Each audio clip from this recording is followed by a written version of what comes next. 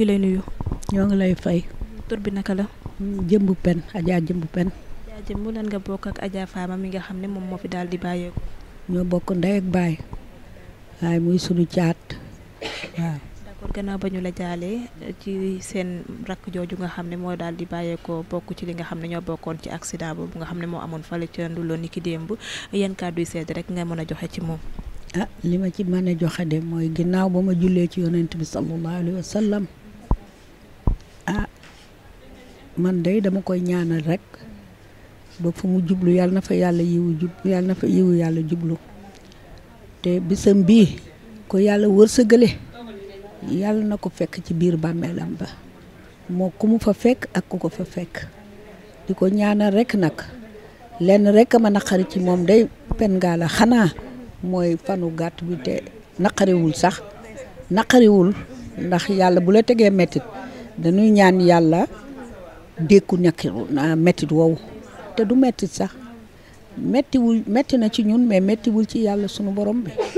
waaw te ci mbaax rek la masa nekk nag ba nii mu tolloo ni mu toll ba nii mu amee njabootam gii waaw kon nag ñun daal tey sax xol yi neexul ba ma mën a wax waaye dañu koy ñaanal rek ci yàlla sunu borom bi yàlla miy maye yàlla na ko yàlla may àjjana firdawsi ak kum moo la gën a marqué ci sa rakk jooju nga xam ne moo fi daal di bàyyeekoo. xanaa bis bu sedd bi rek bis bu sedd bi guy ak xéewal yi muy taw di xéewal yàlla na ko muurloo ak ku ko fa fekk ak ku mu fa fekk. naka nga yëgee rek ne sa rakk ji daal di nay bokk ci accident bi amoon démb ba daal di génn àdduna. waaw naka. nga ko yëgee fan nga ko yëgee. man kees laa dëkk nëgë ni si démb la ma sama doom bi woo ma yaay foo nekk fekk sama yaram yëg na ko mais xaw ma lu mu doon waaw mais sama yaram yëgoon na moom ni am na quelque chose quand même qui ne va pas waaw mu ne ma am na lu xew de ma ne ko mbaa jàmm ma doy na waar de nouvelle bu metti la ma ne ko lu metti de yàllaa ko moom lu seddit moo ko moom waxal rek mu ne ma sama tante Fama de foofu nag laa gëj a xam lu nekk na gën ni dem maa ngi ci yoon wi di ñëw egg si boori 20h waaw kañ nga gëj a gis Adja Fama wala kañ ngeen gëj a déggante. bu vendredi chaque vendredi mu yónnee ma message wala mu woo ma téléphone di ma ziyaar chaque vendredi nag gëj fee wallaahi vendredi tey de laa ko déggul.